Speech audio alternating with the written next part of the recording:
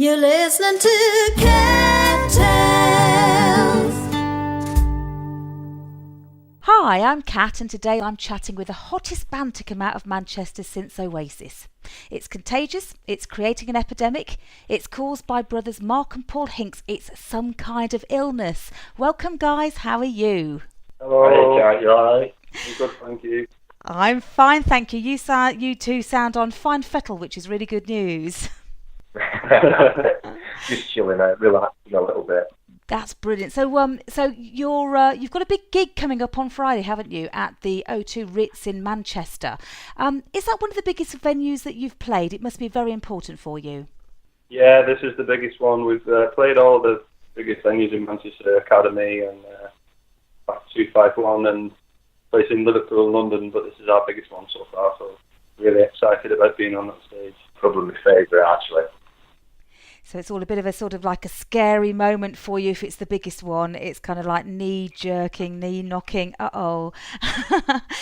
We never really get nervous because we know how good we are, so we just enjoy it. Oh, I love that confidence. That is brilliant. I love it. Now, you've got a new LP out, haven't you, as well? So it must be, it's called The Awakening, and I've heard it, which is absolutely wonderful, I have to say. Now, it's your second recording, isn't it? So how did that all come about? Where are you up to in the stages of your career so far, then? Third, actually. This is our third album. Third? I've missed one. Oh, no. Well, how come you haven't sent me that one? How could you be so cruel?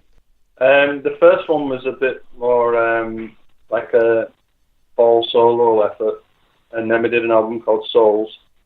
And this one's a bit more acoustic than ones. This one's more like an almost dance, I suppose. Yeah, almost dance music. Sounds a bit 80s.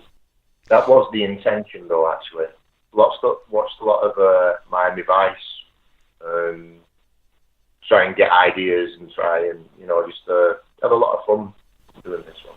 Yeah, it must be quite difficult for new bands coming through. I mean, you've been together for quite some time, obviously being brothers, obviously been working together. But for new bands coming out now, it must be quite difficult to find your own sound. Is that something that you found a bit of a tricky moment? Not really, no. I think it depends what you're doing music for. We've only ever done it, well, for us really, just because we enjoyed doing it. Never really had a sound in mind, just playing music together and whatever came out. And now it sounds at the moment what it's sounding like, and we're going to start work on a new one soon, so see what that sounds like. And then how have you gone about the writing process? Because I know both of you write, don't you? Have you had a bit of a sort of, bit of each of you in there, or has it been a collaborative approach? What do you actually do to get the best sound? There's always like sometimes 50-50 on a song. Sometimes I'll write one completely, Paul will write one completely, and then give it to each other, and we'll add little bits in. But there's especially on the last one. I think I did the majority of the writing on the last one lyrically, but Souls was probably 50-50. I think it depends who's going through the most extreme emotions. We tend to write when we're either really, really upset or really, really happy. So I can come to Mark with a song and he'll know what it's about, and it's just what he can bring to it. Or maybe it's like a lyric, or maybe it's a guitar line or something. But that's how we tend to write. We don't really sit down and think, right, we'll write something. It's just when a song comes together, and then we'll just be off on we'll just get that creativity again, that creative spark, and it becomes an album. We don't really feel pressure to write something. It's just... Yeah, it must be quite difficult to say, well, where am I going to start with this? Do I start with the lyrics, or do I start with the melody? Do I start with the chord progressions? I mean, what would your tip be for songwriters out there who are looking towards doing something like you? Oh God, you'll never be as good as us, but the way we're doing it on this album, I think differently is we've got a drum machine, so we'll get a drum beat. Mark will program some drum beats, and then I'll put some synthesizers on, and then we'll put the lyrics over the top, and that comes really quickly. Sometimes, like I did a couple where beat first this time. Sometimes it's a guitar part first, but very rarely we'll write some lyrics and think, right, we'll put music to the lyrics, if you know what I mean. Might write a lot of poetry and then lyrics, and then just keep them in the book or whatever. And then if we come up with a song or a tune or anything like that, then it's like we've got something there, and it's just a matter of going back through and putting a melody to and using the words. We very rarely spend too much time on a tune as well, which is what Mark hates about me so much. But you've got to find a compromise. It's like I said after writing the last one, me and Paul was adamant that they had to be more or less like the rough version done within about 10-15 minutes. So that meant writing, coming up with new lyrics more or less on the spot. Wow. Where I'd usually do that and then go back to them, maybe spend a couple of weeks on them and, get them perfect. But I think one of my, I don't know whether it's called a pet hate or something. I think all this modern music now, it sounds like it's so overproduced and overblown, and it loses its soul. And I just think, get it out there, if it's, make it sound beautiful, keep it fresh, and then it's ready to move on to the next one. And we've got a lot of great reviews about our music, about the production and things like that. And they won't believe how we actually pull it off, because it's only like a couple of days really until we finish the tune. Yeah, it's completely low tech as well, which is how we've always done it. But, I think this time with this album, I think the agreement is, you might not know yet, is that it's a week between. So there's nothing wrong with having beautiful production. I mean, there's some amazing artists in Manchester at the moment. Josie Marine has just released a new track, and that's fantastic. That's really well produced. It's just, we're not very technical on this recording thing. We just do it our own way, and we found a little way of doing it which is really comfortable with, making it sound beautiful. And we got that many reviews, and we got played on Radio 6, on BBC, with soundtrack to a film and things. So we don't need anyone saying you should be doing this and you should be doing that, because we've already achieved more than we ever thought we would do, Yeah, do you know what? I love what you're saying there, because I think what you're capturing for me is almost like the rawness and the raw essence of what you're wanting to say within that song. And by not sort of going down the total production, get this note right, get that right, what about layering this, you're capturing that raw emotion, and whilst at the same time producing a good product, clearly, because it sounds fabulous, guys. But you sound like you're get it down there and capture that rawness to start with, that tribal feel that we all have. Yeah, just capturing that, like I was saying, the extreme emotion what you're going through at the time. Instead of keep going back to a song and working on it over years and years, just capture that feeling what you're going through at the time. And like the first album is like, it sounds so raw and fragile, and it sounds like I'm heartbroken because I was. Oh. And I like that in music, where you can listen back to a piece of work and think, that's what I was going through at the time. And on the last album, this Awakening album, it sounds like we're having a bit more fun, and it sounds fresh. I don't know about that. It's still pretty heavy, some of it. Yeah, a lot of it's heavy. I mean, it depends how you look at it. We had fun in an aspect of like not writing it particularly about ourselves, and like what you say about capturing that emotion, that is what it's about. I mean, if you can put that across, other people will feel that. If you write something and then you either write it for somebody else, or you get something and then try and make it fit for somebody else, you lose, they'll listen to it, it becomes apparent. And I think if you can capture that feeling within the record, then that's some of the best music.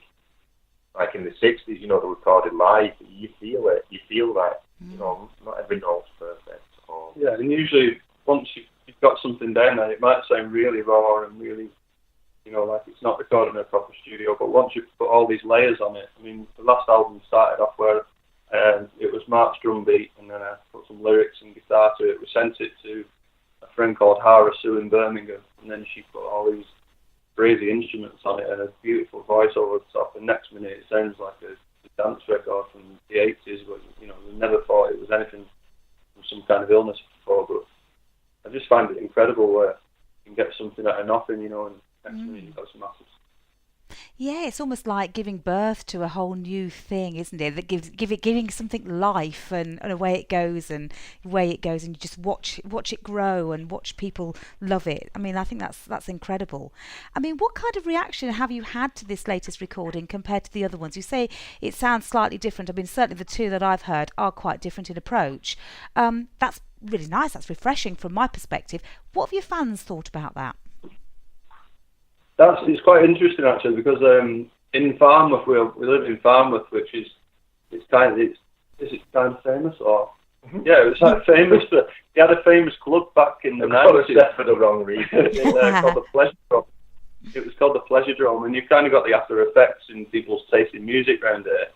They listen to dance music, they listen to trance music, and all these old house tunes and things like that. So I think we've got a better reaction from people in Farnworth for this latest record than our other stuff, which a lot of people in the pubs and things thought were a bit too depressing for them to listen to. Yeah. A lot of people were the same age as me anyway, because I used to go there, and it was the same influences people you grow up with. You're all into the same kind of music, so, you know, they can relate to it really well, because obviously, you know, I was there too, and it's, we used the TR8 drum machine, which is like the new 808 machine, and it's like hip-hop was made on it, acid house and all that, and that's sort of what I grew up with. So yeah, anybody that was around in that time, I'm sure, will either appreciate it or, you know, whatever they feel. But there is that, and like a lot of the people that liked all the other stuff and like the really dark stuff didn't particularly like this one as much. But yeah, like my dad. I'm not. My dad was like, I'm not listening to it, and then after a while he got listened to it more and more, and he really likes this tune, he really likes that tune. I think a bit more of a grower for his taste, but yeah, it's interesting to listen to what people. It's hard. I think if you're mindful of trying to please people, then you're not going to capture that thing we're on about. So you just do what you will. And we weren't actually. I wasn't mindful that we were doing anything different. To be honest, it was just I got a new thing I could make sounds with, and that album ended up being like it was. Yes. Yeah, I was in a shop called Dawson's in Manchester. I think I was meeting Mark for a coffee, and he was a little bit late, so I walked in and I put these headphones on. You know, you can won a bet as well. This is important. He just won a bet. So. I think I won something like £480 on this football bet, and I walked into Dawson's. Within 10 minutes of getting the money from the bookies, I bought this new synthesizer, and we took it home. I just thought it was amazing, so I took it home, and the day after we wrote the first song of the album on it. So that, it just took us in a different direction. But sometimes that's what it's about: a new guitar, a new piece of a new instrument. Also. I think going back to advice for people like writing music. I mean, if you've not a lot of money, which we didn't at the time, we had certain instruments, but I think when you get a bit older, you get a bit more money. You can afford different things. Or even not buy cheaper things that make different noises. But the more you have, if you're open to it, the more kind of different sounds you can accomplish. If you've only got an acoustic guitar, then you're going to make the most of that. If you can get an acoustic guitar and an effects pedal, then you can use them. Yeah, a lot of these new recording programs, such as Logic Pro and all these things, you can actually play guitar and then you can push a button and it turns it into a keyboard. It will play the drums for you, and the different thing with us is everything's played live on the records. Everything's done by us and recorded into one microphone. So it's all. I think that goes back as well to like being young, and like probably a lot of people from the 80s when you had a tape recorder and you'd sit there and press play and record and you'd be recording it. You know, you had to either get it right or you'd be rewinding and re-recording. We still use that ethic, but with obviously a lot better equipment. I love that. That sounds so authentic, doesn't it? You know, you're almost recording the soundtrack to your life and taking anything that you've got around you. And at the time, if it was a pair of spoons or a bongo, that would have been on your tracks by the sound of it. I love that. People probably start there thinking like that's really cliche, but they forget. Well, you know, I'm quite old. So. Oh, I'm sure you're not. I went busking around Europe in 2002 with a friend called Oliver Maguire, and we wrote all these songs, and we got back and thought we had to do it in a studio, and we spent like £5,000 on 4 songs or something, and it just didn't sound like us, you know. And then when we recorded our own way, it did sound like us. So I don't think I'll ever go back to recording in the studio. Yes. Not unless Turner's loose in there and she was able to press the buttons and leave us to it, and that'd be different. But, yeah, I'm not sure. It's different. You get set in your ways, and you feel comfortable with what you can do, I think. Yeah, sure. It's almost like creating your own sound and your own identity, isn't it? I mean, you've mentioned the fact that you've been influenced from bands who have come out of the north. I mean, you're from actually not so much Manchester, but near a Bolton region, aren't you? To be honest, so but you've got. Yeah, I mean, you've had, I don't know, crikey, name some bands. You've got Joy Division, The Verve, Happy Monday, Elbow, James, Buzzcocks, Take That. I mean, so many have come out of there. Who has been your biggest influence? It wasn't Take That. But, I didn't think it was. Mark he got me into music in the first place. He had an amazing record collection. My first ever gig was The Verve, Hey All, like a homecoming gig, and that just made me want to play guitar. Probably Sam. I mean, it's not a Manchester band, but The Cure are one of my favourite bands. Then you've got all the dance music, hip hop was as well for me, but The Verve were a massive influence. I remember listening to them, like one of the first times. It was a Northern Soul somebody played it with, and the guitar, like Nick McCabe's guitar, it was unbelievable for me. It was like, I couldn't play nowhere near that well, but I had an effects board, and he was doing the sounds that I wanted. I wanted to play like that, and just remember thinking, like, God, that's what I want to sound. But I mean, I'm still nowhere near. But I remember they had something that a lot of other bands didn't around at the time. We was in a kitchen with Vinnie Riley, the guitar legend from a band called the Rooty Column. He was the first signing to Tony Wilson's record label. Proper name dropping artists sometimes, don't you? Factory Records, and we played him our first album, and he thought it was in. He thought it was just that was a big compliment. We also did an experimental track with a band called Patchwork Rattlebag, and Nick McCabe actually said that speaks his language. So all these little confidence boosters along the way for us. It's like if you know people that you've looked up to and inspired you, actually, even a comment that they liked it means a lot. And yeah, it makes you think like, oh God, yeah. Oh just yeah. Try and do something better and things like that. But we're not kind of people who go fishing for compliments or anything. It's just a bonus when anything happens. When you meet someone like yourself, Kat. When you meet you and talk about music and you're passionate about it and you say you like it, that's buzzing for us. But I think if no one likes it, we just carry on doing what we're doing. You're still going to keep plugging away. I like that. But it's always a bonus, isn't it, if someone likes it? And if you have your peers who are saying great things, wow, that's even better, isn't it? I mean, that's wonderful. Can't they call them peers? Oh, if you feel uncomfortable with that, it's like, No, you're all songwriters, you're all musicians. It's all just a different level. It doesn't really matter. You're all there. You're doing your stuff. I mean, you've also had collaborations with a few people as well, haven't you? It's not just about yourselves doing things. I know that you've involved other people in your writing too. Can you tell me a bit about that? Yeah, we love doing that. I don't know when it first started. I think on the first album I was taking samples from different things, whether it be a poem or Mark said it sounded great. So on the second album we actually started getting other people involved.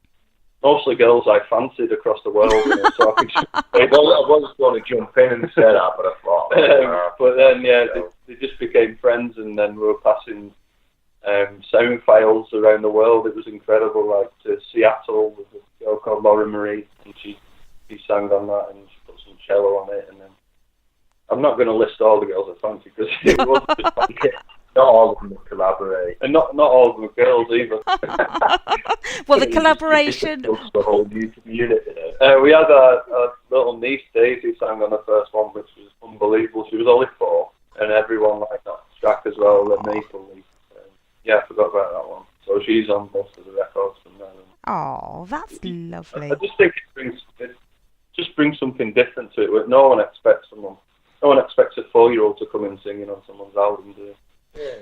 So that's a different kind of take on things. I mean, there's a track on the last album, got a friend to do called Virginia, and I actually wrote the poem to it, but it's absolutely brilliant. It's called Snowflakes. The way it sounds with her actually reciting it in the music, it just wouldn't have sounded the same if I'd have done it or Paul had done it, The lost almost like adding a different dimension to it, isn't it? Really, I suppose a little sprinkle of sparkle dust on there too. Like that. Well, I'm sure people would much rather listen to a really nice girl, Italian girl with the accent, than one of us, like, when or eat. No matter how good that poem is, it's going to lose something. Well, you don't know though. It depends what sex you are, doesn't it? Or actually, it doesn't matter about that. What orientation you are. You make no judgment of anyone. That's what I say. Yeah, I'm sure there's some. Or if you're not accented as well, I suppose. I'm sure there's some girl out there in the world, far across the world, dreaming of some guy from Bolton. Northern monkey singing over something. You never know. I'm sure there is. Now you've got this big gig coming up on Friday, but what's beyond that? You do actually do quite a lot of live work, don't you? Because I've seen your tour schedule. So tell me about what you're doing next. We're thinking of getting, well, we're going to say back in the studio, but it's not going to be back in the studio. It's going to be back in Mark's front room recording again, I think. We're just excited to get back on it. We're not we're very restless when it comes to recording. I think we released one last year, the one on Halloween in 2016, so it'll be definitely another record. We already have some songs that we need to do. It's just the ideas are there. We've just not had a chance to sit down and actually just spend a day playing them. So we've got this feeling that we've got the live set together now, and as soon as a decent promoter hears us, that's just we're gonna have a breakthrough, and we'll be touring, and we can give up our day jobs. That'd be the ideal. It's worth mentioning though as well, our live performances now, not like they used to be, how they are now, are slightly different than what's on the record. The songs are the same, but obviously we use live drums when we play live and things like that.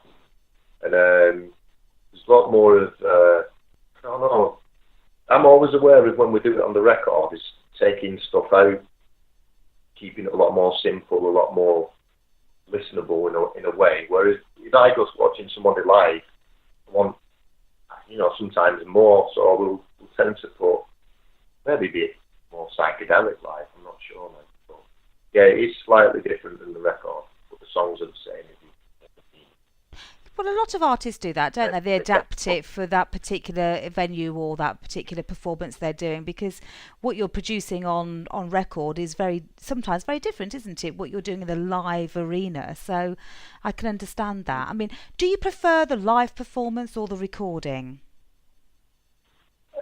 No, it depends. I mean, I used to hate playing live. It wasn't my favourite thing at all. I still prefer the creative aspect of making music. I do love doing that. Playing them in the studio, things like that, to practice, create a new song. But I actually enjoy playing live now. I think it was all what we were going through at the time back then, and we never ever practiced. I said it in a couple of interviews lately that we would just take a gig, and Paul would have the song on acoustic, and then we'd just be making stuff up like 10 minutes before going out with it. And it shows to me. It does. It shows. It's not a good thing at all, but it could be argued if we hadn't done that, we won't be doing what we're doing at the moment. But it's I don't want to ever watch some of them things back. I prefer the recording side of it, but there is a certain buzz, gig day or gig week. I'm looking forward to this one, especially because I know we're ready for it. And who'd have thought we were going to be playing the Ritz, just some lads from Farmer who used to play in the bedroom and things like that. We used to be scared of even singing in front of people, singing in front of parents. That used to be frightening as well. But now it's just not even anything to us. We just get up there and do it and enjoy it. Amazing. An absolutely amazing journey you guys have been on. And how long have you actually been together? Obviously you're brothers, so you're lifelong pals, but as a band, some kind of illness, how long have you been together? It depends. Doing what we're doing at the moment, it's not so long. It's only 3 years, but the actual some kind of illness thing is quite old. It's 2001. Yeah, that's when we first started jamming and like that. And that's where we first came up with our name. Well, our friend did anyway. Yeah. But it's 3 years today since we had our first proper gig. Wow, happy anniversary. That's terrific. Yeah, I noticed that before. These Facebook reminders would come up. Yeah. Sometimes I don't like them because it reminds me of a horrible time. One came up today, a poster of our first proper gig. Oh, that's lovely. Well, do you know what? I wish you all the best for Friday and the Ritz. It sounds like it's going to be a great gig. So if someone actually wants to go to that gig, or in fact, if they want to buy your music, where can they get it all from? If you want to buy the music, iTunes, Spotify, Bandcamp's probably my favourite one. Everything you can think of are on there. You can listen to us on SoundCloud, but yeah, buy it on iTunes, then we get paid properly. iTunes is the place to go then. I want to get you some money out of this as well. Got to keep you in booze and fags somehow, haven't we? Yeah. Amazon as well, you can get it on there. But yeah, if you want to come to the gig, you can. I don't think there's many tickets left, but you can turn up and try your luck. You can always get one off the touts outside in Manchester and pay extortionate rates. I'm I sure. think they get right on the door, or you can get them online at the Ritz website. I'm sure it'll be worth it for whatever way they get there to see you. And of course, no doubt you'll be around in Manchester and also the wider region of the UK at some point as well soon. So I wish you all the best, and I do hope it goes well on Friday, and I do hope that people come and see you wherever you are, and of course buy your music. So thank you. Thank you very much, Dan. Thank you so much for talking to me. It's been an absolute pleasure. Thank you very much, amazing. Dan. Thanks a lot, Dan. You've been listening to Cat Tales. To listen again to this and other tales, go to cattales.co.uk.